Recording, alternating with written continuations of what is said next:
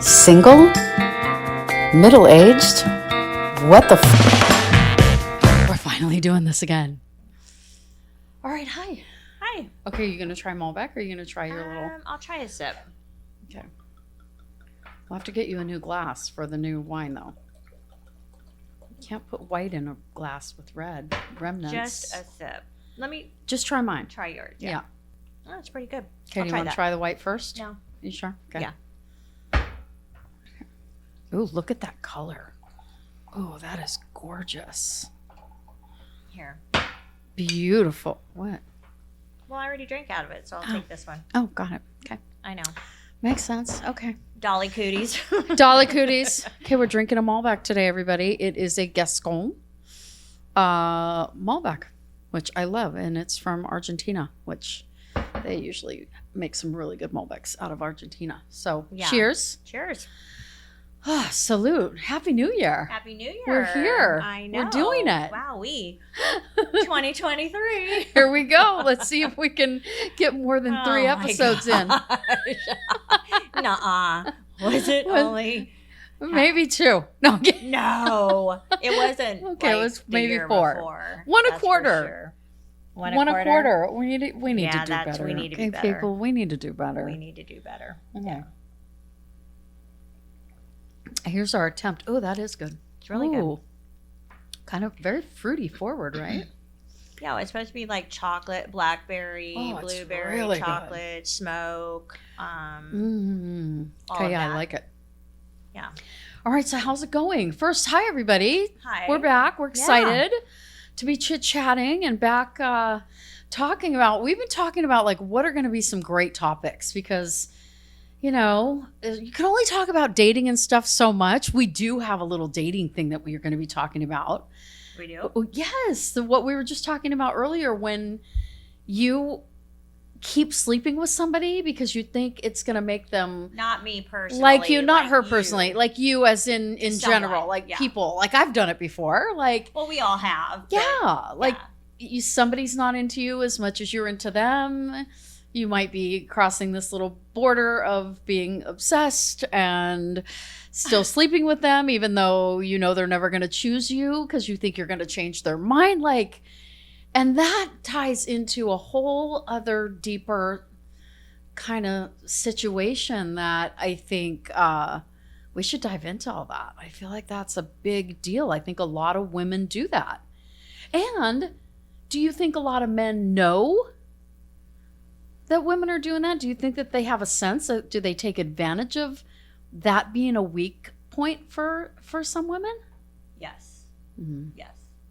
But I also will say I think it's flipped also. I think if a guy is more into the girl and the girl will, you know, sleep with the guy knowing full well this is going nowhere, I just want sex, or it just feels good right now, or I need attention. You know, I think it works both ways. I think unfortunately though, it's well, maybe I'm wrong. I think it's more damaging for a woman than a man. But I'm not a man, so I don't know, you know. But you know, going back to caveman day, the reason that we hang on for 30 days after having sex is because when you're having your period, you think you might be pregnant. So you hang on until you have your period and then you're released again.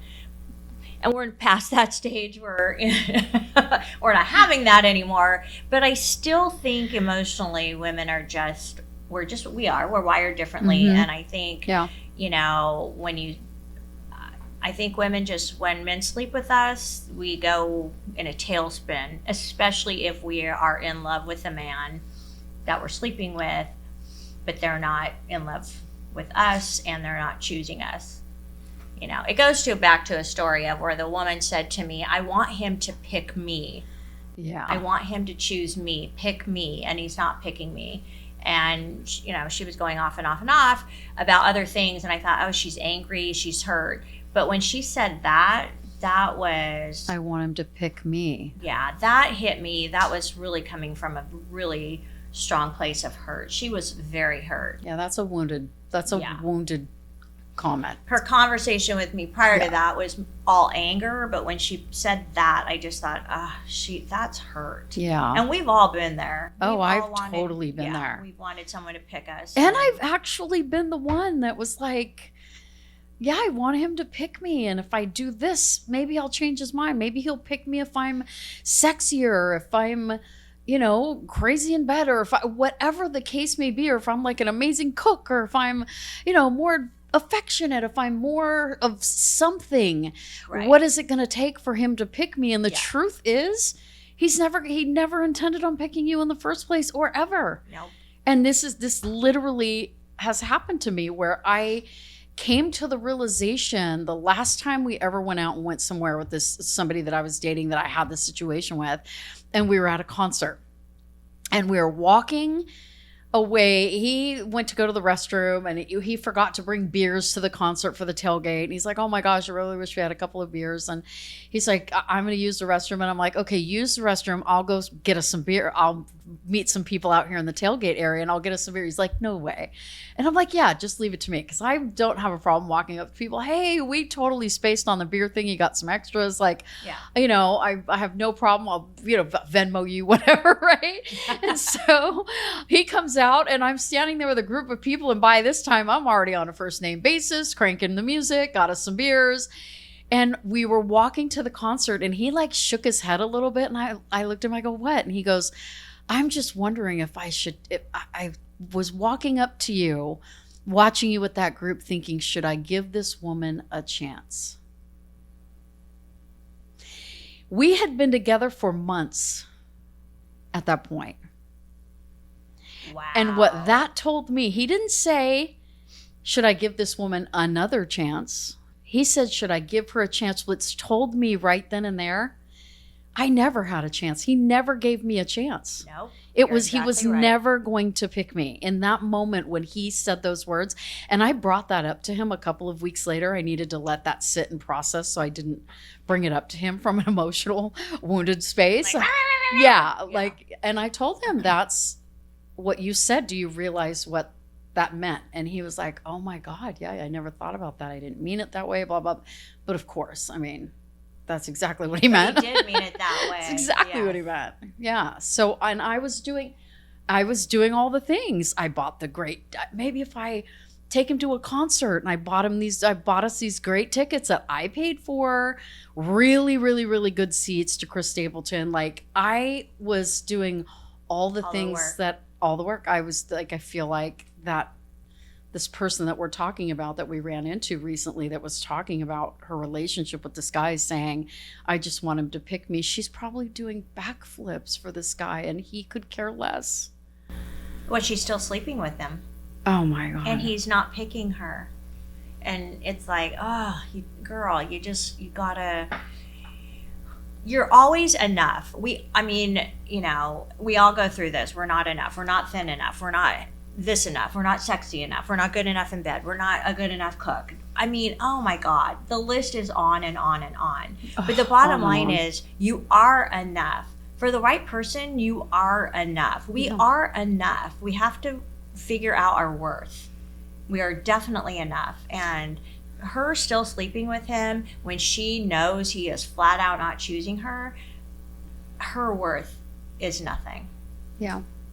And he knows it.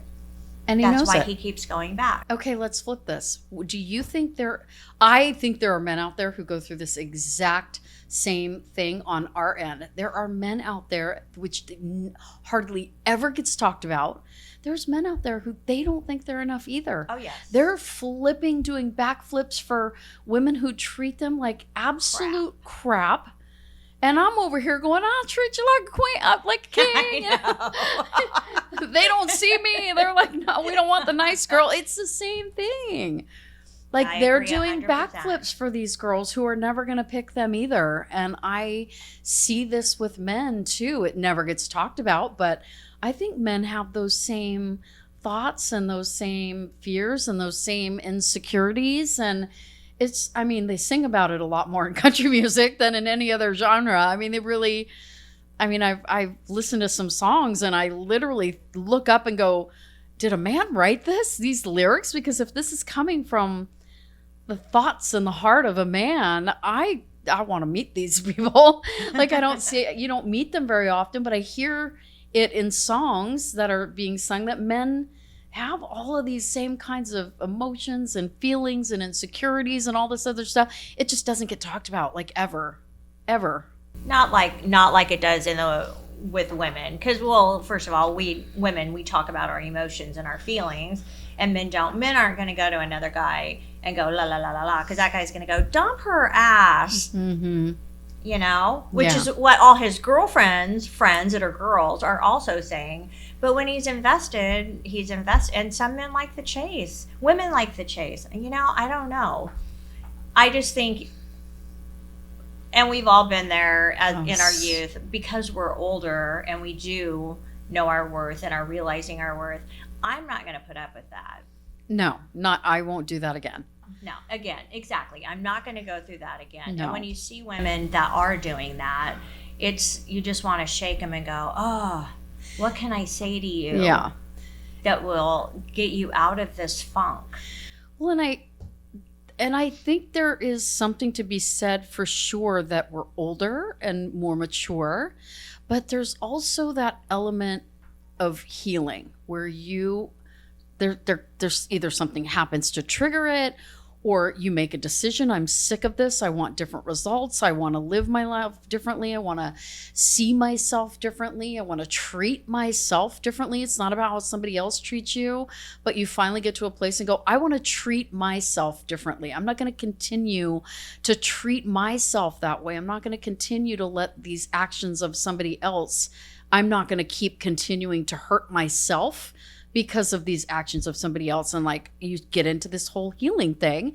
And this is where I started to shift this past year or 2 years. We were talking about it a little, and on our last episode, I said, we'll talk about it on the next episode. Yeah. And this is a perfect segue, because if you don't figure out and decide that you're going to heal the place that those kinds of behaviors are coming from, and get to the root of why you're behaving this way. Why are you settling for scraps? Right. Why don't you think you're worth? Why don't you think you're worth the whole ABC, the whole dinner plate, instead of just the freaking scraps that are left, the crumbs? You know what I mean? So I ended up deciding that I really wanted to go on this. I've always been, you know me, I've always been sort of into healing and all that kind of stuff, and meditation, and really deeply thinking about things. But I decided last year I was really going to start diving deep into my wounded childhood, where certain things came from. And that past relationship really woke me up in a lot of ways. I mean, I owe this guy like a huge thank you, because it really woke me up in certain ways. It's as difficult as it was also a big wake up. And now where I am because of that is actually really kind of fun. I've never been this sort of like sure and sassy and, confident and, oh, hell no. You know what I mean? Right. I've never been this strong in this area before, ever. But it started with my really good friend, Jana.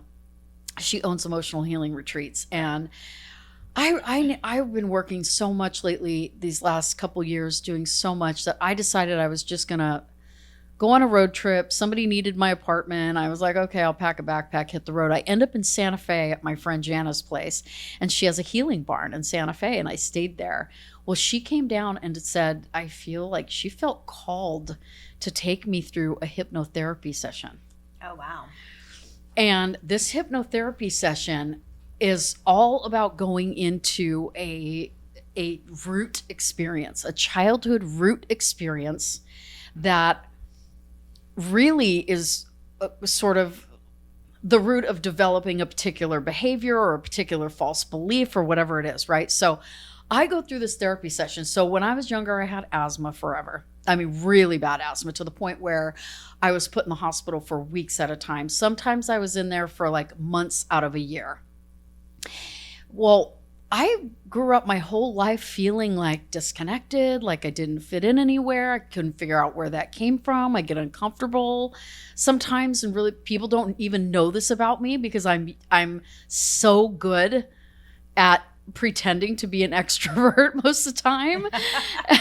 And, but I get uncomfortable and end up disappearing and just leaving parties, and no one knows I'm leaving because I just got to go. You know, I just bolt because I get really oddly uncomfortable, and I'm just like, I got to go. I need to go home. And so we ended up going into this root experience through this hypnotherapy session. I ended up back, and what they treated asthma back in the day by putting you in a hospital bed that was surrounded by this thick plastic with a zipper on it. Okay. And so the nurses would come and they would blow like a humidifier in there. So the everything would get, you know, kind of damp, and they'd have to come in and like change the sheets like all the time.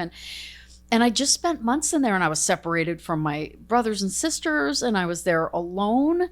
And I always thought that was such a negative, and that having asthma was a negative? Being separated and different from my brothers and sisters and not with them, and the oddball out, and I didn't belong anywhere, and I felt isolated. And well, you were isolated. Yeah, I was totally isolated. Yeah. Okay, so I go into a hypnotherapy session. I end up in my mind.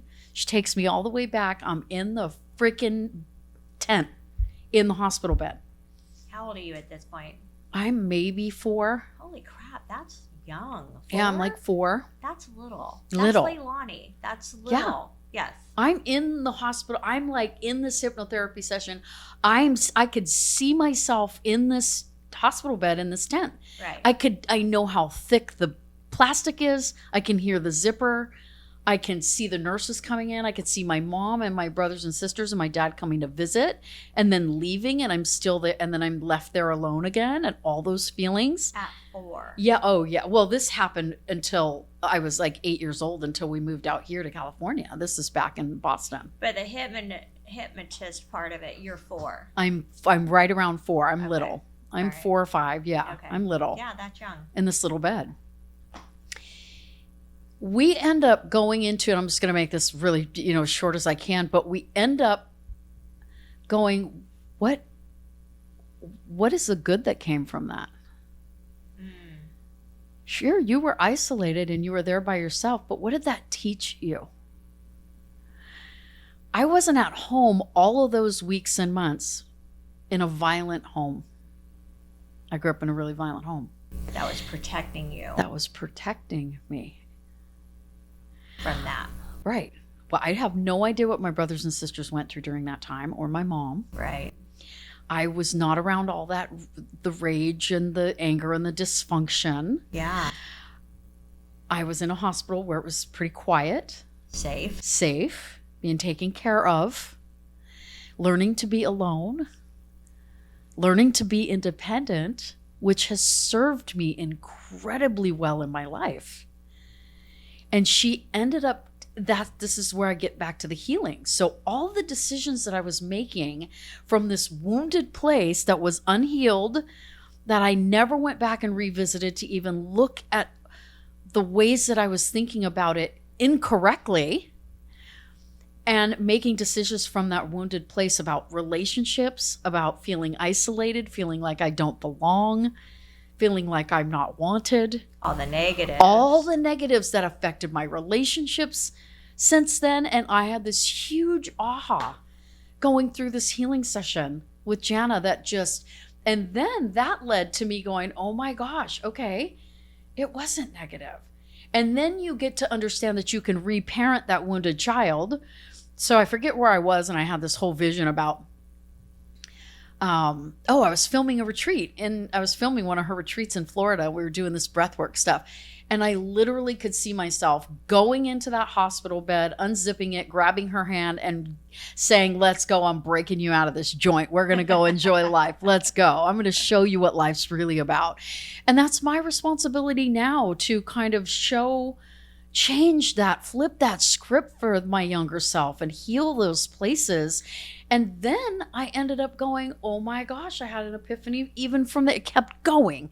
Once you start this healing thing, you won't believe it. Just keeps, if you keep your mind open and your heart open and you're open to all this stuff. Then I had this whole other thing. Like, I ended up in the hospital multiple times, and I remember telling my mom, yanking on like her nightgown, like, I can't breathe. My dad's smoking non-filter Pall Malls. And she's like, while you stop can't breathe. smoking. You Right. are making her sick. He wouldn't. He kept smoking around me. So in my mind back then, he taught me that my health didn't matter. And I haven't been taking care of myself or my health off and on for years. Right.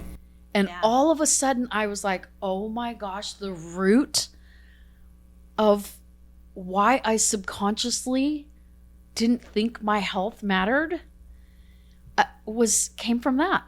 And that was all a lie. That was my dad. His health didn't matter to him. It had nothing to do with my health. Yes. He didn't care about his own. Right. He didn't care about mine either. But it didn't mean that I don't have to care about mine. I mean, there was so much. I'm not even going to keep carrying on. But there was so much about that and healing those places so that we can begin to stop the behaviors like pick me. Right. You know, to just stop and understand where those behaviors are coming from and heal those places and begin to make way more self-aware decisions and behaviors that are self-loving and confident and, you know, all the things. Yeah, so it was incredible. It was just incredible. I don't even know anybody who wants to go down this healing path. I mean, literally look up emotional healing retreats. Like Jana's insane. She works with her husband. Great couple. But yeah, I mean, that to me is the key to how to kind of begin to break out of those behaviors. We have to be willing to look in those really dark, deep places where those root experiences were birthed. And that's super hard. Like, you know, you have to want to do the work. And sometimes it's just easier to sleep with them and go off on his friend in a bar somewhere than to, you know, book a week retreat and figure out the root and then go from there. I mean, imagine how her life would just be. I mean, all of our lives, obviously. Yeah. You know, I'm not better than her or worse than her, you know. Me either. Right. You know, 'cause I'm just I've further down the definitely- healing path. It doesn't make me better. Mm-mm. It just means doesn't. I'm making different decisions and different choices. I Right. mean, I grew up with, you know, I've had a lot of that. You think you're better than me. You think you're this. No, I don't think any of that. That's you telling me what I think that I don't think. I don't think any of that. Right. I'm just making different choices and different decisions. It doesn't mean I think I'm any better or worse or anything. That's not on my radar. I don't have time to think like that. Yeah, I don't either. So, but,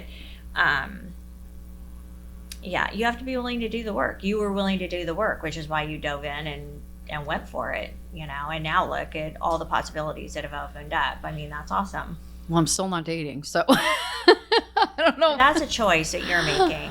Yeah. Well, I don't know. You don't have a lot of room for it right now in your life, actually, with everything else that's going on. And I mean, honestly, we all know if it was a priority to you, you would be dating. It's not. I'll speak for me. I won't speak for you. It's not a priority, so I'm not dating. I just feel like my life is full. That would be a distraction, Ooh. not a enhancement. Any dating you think would be a distraction? Where are we in our journey when we think dating is a distraction? Ooh, that's a good Well, I don't have a dating journey, so let's start there.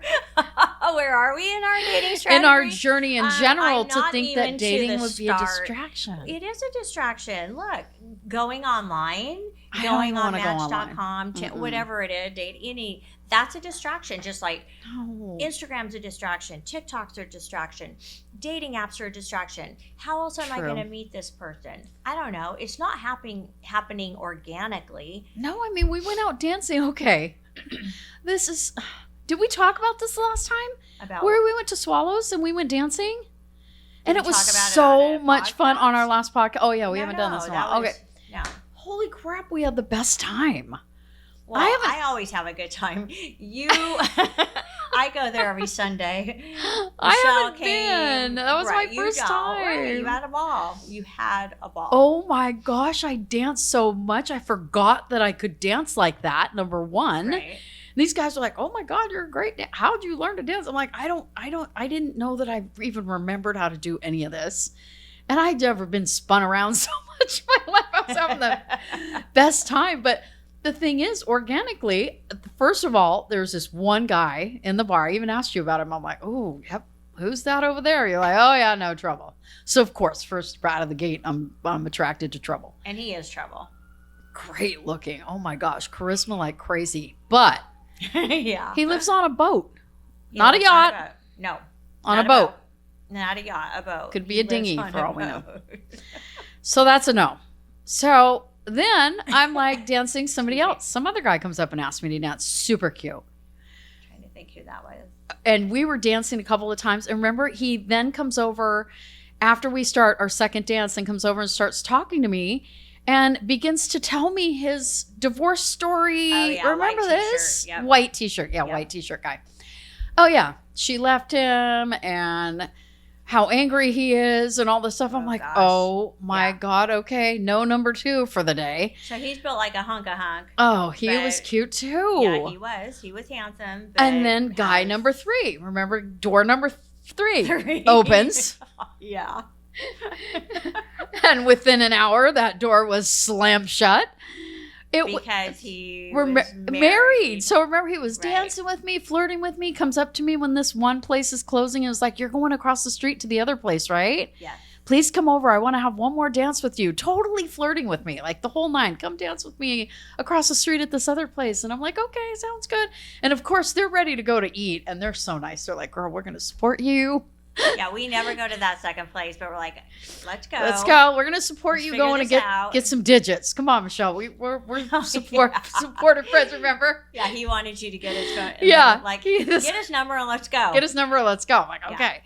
So we get there and we go, and the guy comes up. Of course, we dance one more dance, and I'm getting ready to leave. I'm like, okay, we're gonna go eat. So, and he goes, I would love to get your number. But I'm married and my wife doesn't like to dance, so I come out and do this alone. I'm like, are you kidding me right now? Yeah. Are you kidding me right now? He didn't say that for the last 2 hours. Yeah, and I've danced with him before, too. I did not know. If I had known, I would have said, he's a great dancer, but he's married. Just know that up front. Because he is handsome. Very. Very handsome. I mean, that... 3. You picked some of the 3 most handsome men that go there. And all totally unavailable. All, no. So you asked me why I'm not dating. Hello.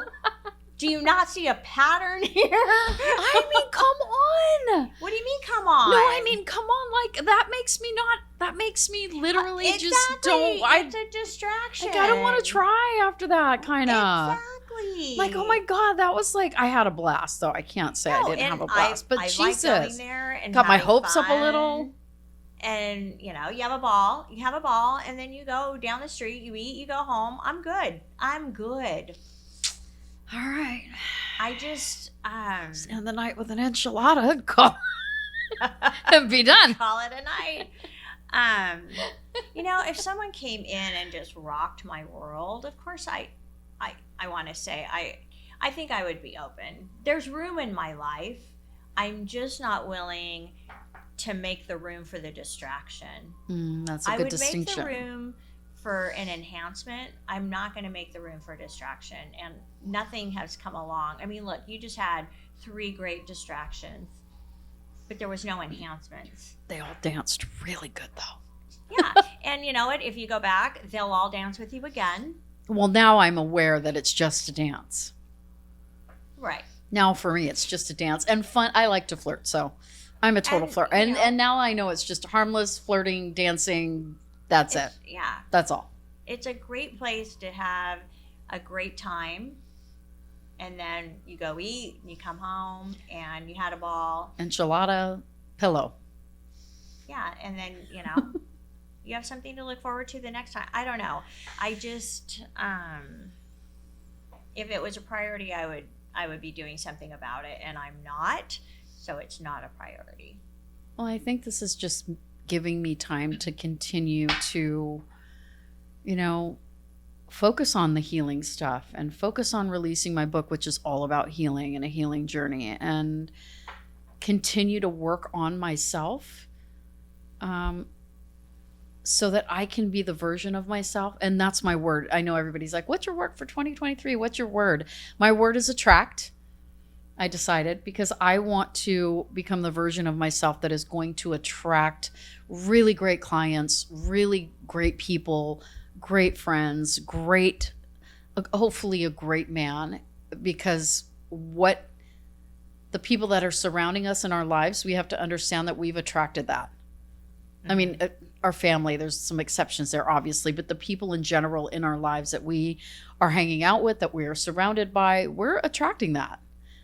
And I want to attract really quality people that are super integrity-based, heart-centered people that are just honest, really good humans. You know what I mean? Sure. I can't do the ego, narcissist, selfish, unthoughtful. I could go on and on. I just can't stomach it anymore. I just can't. I mean, the amount of people who just don't have any sort of self-awareness is astounding. Well, she and I are looking at each other because we had something happen today with the mutual friend. We won't go into it, but I just think we're outgrowing those behaviors. For sure. Yeah. And we're choosing different people for different things that they're bringing to our lives. Instead of draining us, they're fulfilling us. And the drainers, we're not kicking them to the curb, but they are over on the side. Yeah. You know, even clients. Like I had a client last year. That was amazing. Clients. He was amazing for the company in a lot of ways. Everything that we did for him, we absolutely crushed it. I mean, we crushed that entire project. Yeah, you did. I mean, but it was really, really toxic. There was a meltdown situation on a Zoom call that we recorded that was really, really bad. That was cussing and on his part and calling names and cutting people down. It was really, really bad. And on that call, I was like, you really should start looking for somebody else. And he did. And he called, out of the blue. And instead of just having somebody else take over one aspect that I was encouraging him to make sure that he hired somebody in-house for this, he ended up pulling the plug on everything. And he did it without any warning. He called while I was in the middle of an event. He knew I was at an event. And it was just... chicken. It was just terrible. It was just really crappy. It was just really shitty the way that he did it. Not that I don't disagree with us not working together anymore, because it was just really unhelpful. My entire team was like, oh my God, thank God. But yeah, I mean, it just, to me, felt really shitty. It felt like a dig. And at the time when he's doing this, he's like, I love you. I care so much about you. Blah, blah, blah. I'm like, seriously? Yeah, exactly. Yeah. And I mean, I know he was good for your company, but there were flags the moment you met him. Day one. I remember having conversations with you on this couch about that person. And I mean, yeah, there were flags everywhere. Even my daughter. But so this we'll probably end it with this, because I don't think we have time to get into this whole show. But how many of us in relationships, in business, do we ignore red flags for the sake of something? I ignored the red flags. I saw them. But we all the did. Opportunity for us to handle a project like this from the ground up and make this part of our portfolio and really prove really how great our team is and what we do. We're really, really, really good at what we do.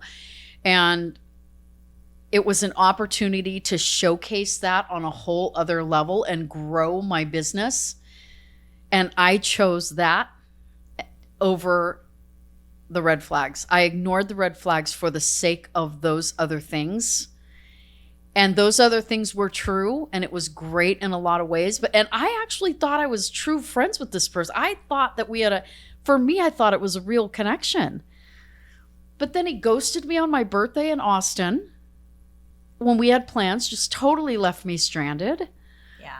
I mean, there was just, again, thing after thing after thing after thing that it was all about him. So that was a big, big lesson for me, and grateful. Don't get me wrong. So incredibly grateful for the work that we did together, what we grew, what our team was able to do for him to launch and get off the ground was phenomenal. I mean, we rocked that, but it came at a price. At a price, yeah. And I learned a lot from it.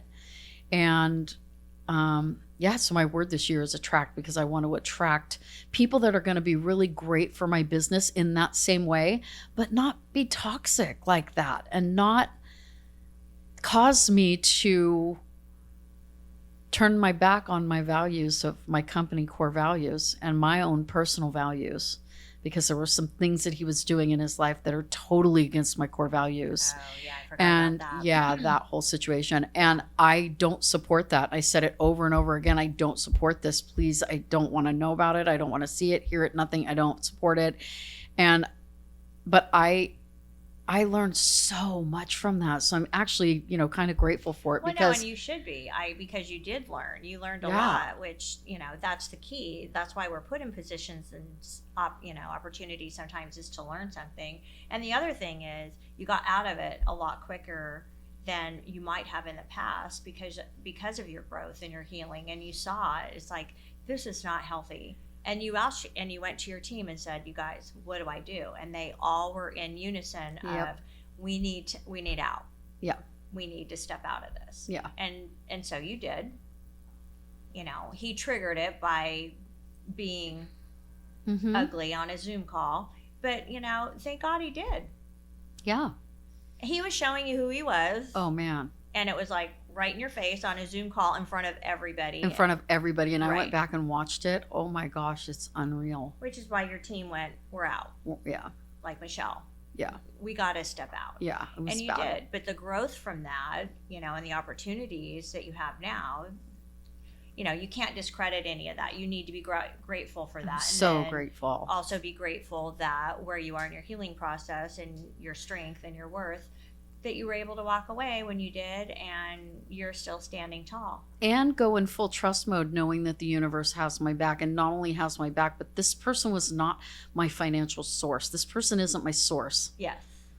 The universe, God, universe, whatever you want to call it, is my source. Yeah. And I need to trust that, and I need to put all my eggs in that basket, and even though losing that was, in the beginning of the year, and people going, we're hiring in-house, so we're not going to, move forward with this contract because we're hiring in-house. And, those are tough phone calls to get. Those are tough emails to get. And you got to take big old deep breaths when you're an entrepreneur, and realize that you're going to attract really something bigger and better is coming around the corner, that you're going to attract amazing new people in your life and new clients that you're going to be able to really help and stay focused on your core values. And our core values, number one, is integrity. So integrity, support, growth, creativity, and freedom. Like, those are our core values. And I need to put those all over my house, my bathroom, on the mirror.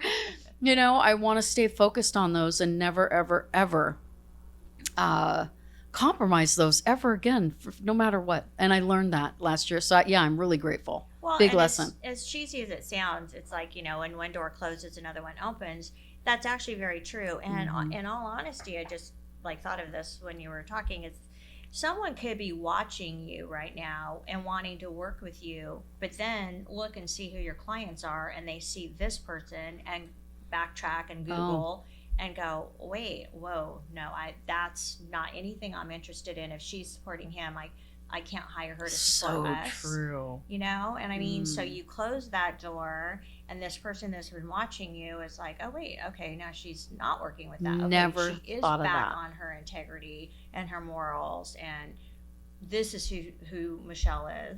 It's like, okay, let's work with her now. Let's make that phone call. You never know when you talk about the universe and God and all of that. You never know what's going on out there. I never thought about that.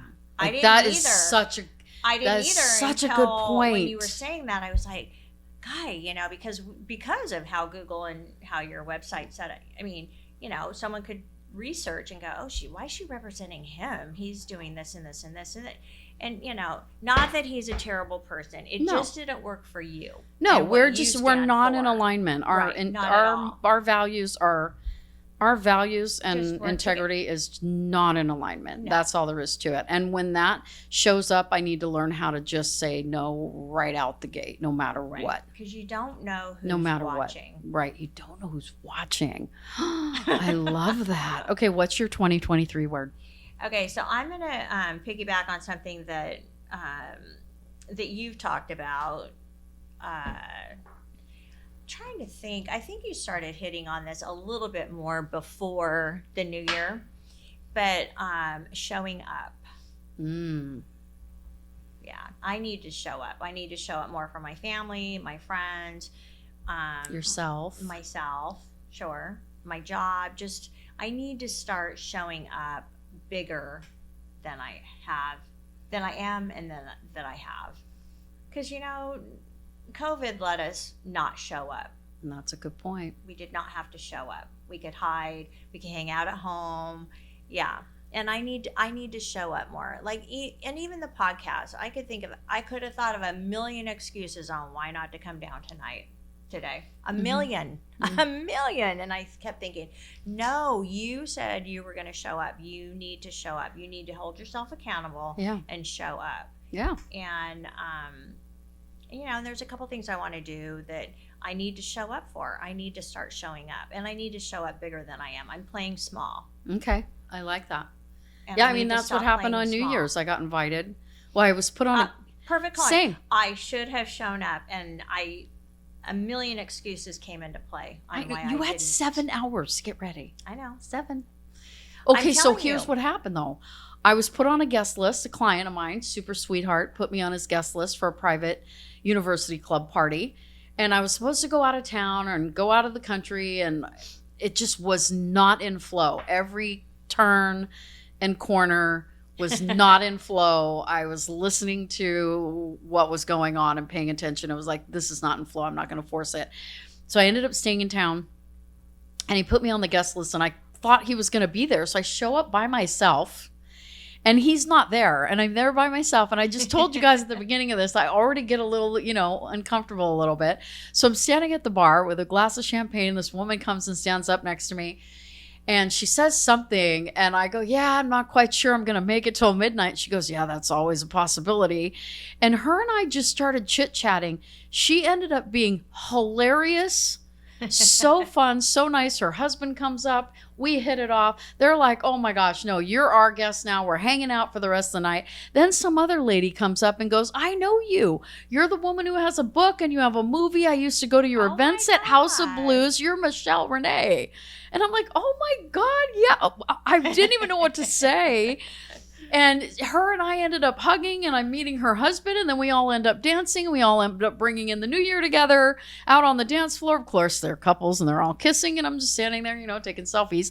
But yeah, it was totally a blast, though. And when I got home, I ended up putting a video on Instagram saying, guess what this taught me tonight?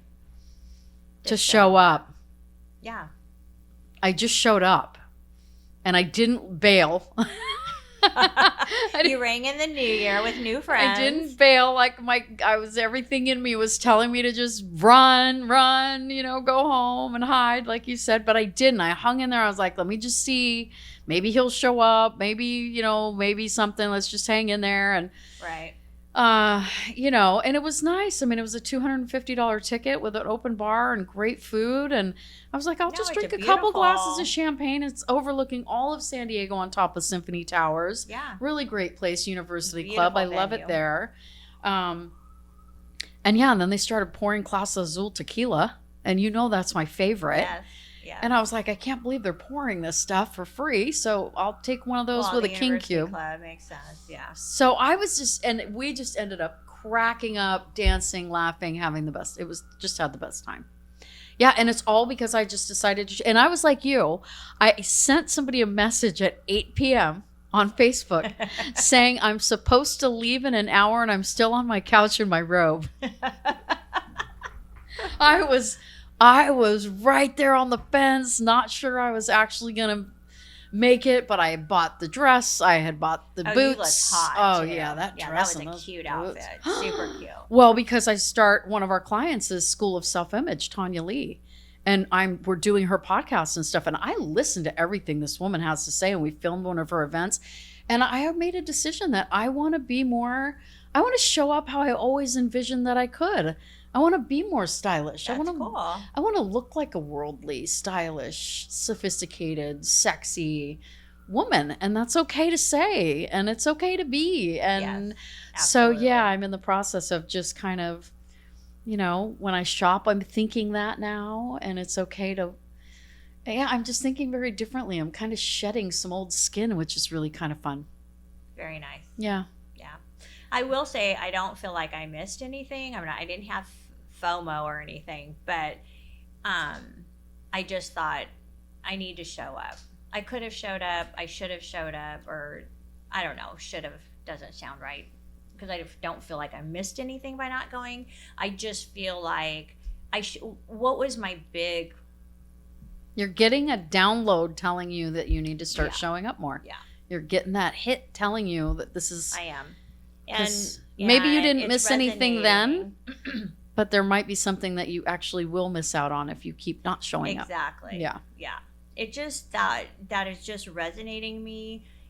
I feel it in my heart, my head, my body, everything. Like it just... And I feel like I'm copying you in a little way because you're the one that brought it up, but it just resonates with me. And I just thought I need to pay attention to that and need to start doing it. So that's my word. All right. I feel like that is the perfect way to sign off. Okay. Here's to showing up in 2023. Here's to attracting amazing people, attracting success, attracting whatever it is that we want to attract, quality people, quality experiences, right? Yeah. So here's to showing up. Here's to attracting everything that we deserve in this life. That's good. That we deserve. That we deserve. Everything like that we deserve. And here's to more fun and dancing at Swallows. Yay. All right. If you like our podcast, Dolly and Dolly, like it, love it, subscribe, hit all the buttons, share, do all the things. We would really appreciate it. Subscribe, listen, download, all the stuff. So we will look forward to seeing you next time, and hopefully it will be in next week. We'll see how it goes. No pressure. Here's to showing up. Yeah. Okay. Yeah, we're going to show up. No pressure, but here's to showing up. No pressure. Okay. Bye. Bye. That's funny. No pressure, but you better show up, bitch.